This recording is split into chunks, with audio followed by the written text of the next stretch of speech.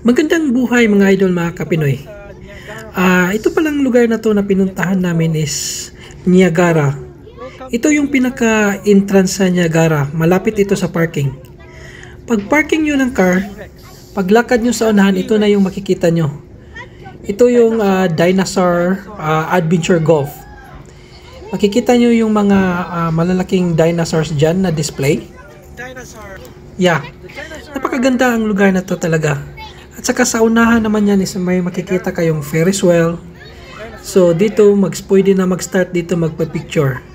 Ang gandang tanawin dito kasi ang mga display na to ng mga dinosaurs is sobrang malalaki to mga idol, mga kapinoy. Kaya pumunta kami dito. So yan, pag may time din, picture, selfie. So kasama ko yung mga pamilya namin at saka mga friends din namin dyan. At saka ang dami ding tao dyan, mga idol. Bungad pa lang yan, entrance pa lang yan ng Niagara. Doon sa unahan isa yung pinaka-highlights, yung Niagara Falls. So patingin-tingin lang sa paligid. Medyo malamig na yan na time kasi October na yan. So pa-fall na, at saka kung makikita din yun yung mga trees dyan, nag-change na rin ng kulay yung mga leaves. So nandyan yung mga iba't ibang display ng dinosaurs, iba't ibang klase ng dinosaurs. Yan. Meron din sa unahan yung malaking elepante, pero hindi ko masyadong nakuna ng video dyan. So yan mga idol, yan pala yung dalawa kong kiddos, si Faith at saka si Kiden. Kuya, kung nasa Canada na kayo, kung may time kayong puntahan dito sa Niagara, ito is malapit ito sa Toronto. So Niagara naman to, ito ay isang town din sa Toronto yata, hindi ko masyadong familiar yung mga place. Basta Ontario ito, part pa rin ng Ontario, Niagara. So yan, Dinosaur Adventure Golf. Sa unahan dyan is may golf, laruan lang, mini golf, pwede maglalaro dyan. So yan yung mga pamilya namin na nag-iikot-ikot din. So pag may time talaga, treat naman natin yung mga sarili natin, punta-punta sa mga iba't ibang lugar.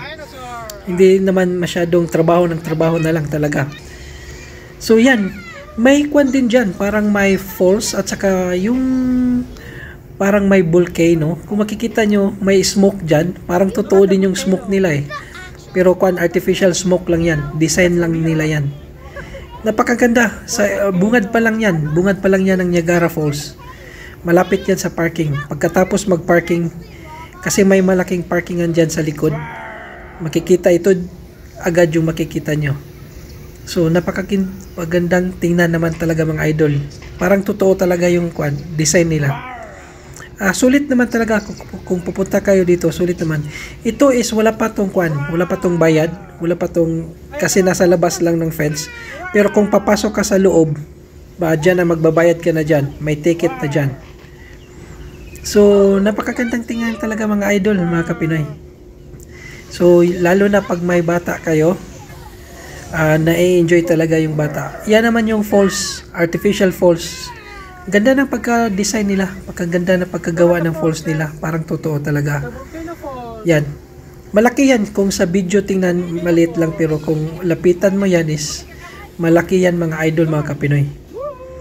So yan, maganda yan yung asawa misis ko at saka dalawang kiddos ko. Selfie din pag may time. So yan yung Ferris wheel. Napakalaking Ferris wheel niyan, idol. Hindi na kami sumakay dyan kasi napakalaki talaga yan, at saka parang nahihilo din kami dyan. Mahirap na pag mahilo. Bago pa lang darating tapos mahihilo na, wala na. Hindi na, kasi ang dami pang pupuntahan namin dyan. Entrance pa lang yan sa Niagara Falls, mga idol. Kung tingnan nyo naman yan, napakaganda dyan mga idol. Yan, Canada, ganito sa Canada. So yung mga Pinoy sa Canada katulad namin, pag may time talaga, hindi na lang trabaho ng trabaho, pupunta kami sa mga lugar na magaganda naman. Yung para makarelax naman, makapagpawala ng stress din. So selfie na naman pag may time. Picture talaga kasi magandang remembrance to mga idol, mga kapinoy. Sa yung mga friends din namin napipicture. Bali 3 pamilya kami pumunta dito, puro may mga bata. susulit talaga. So yung Ferris wheel, hindi na kami sumakay dyan kasi mahirap na. At saka bago pa lang, baka magsusuka to mga bata. Maraming salamat mga kapinoy.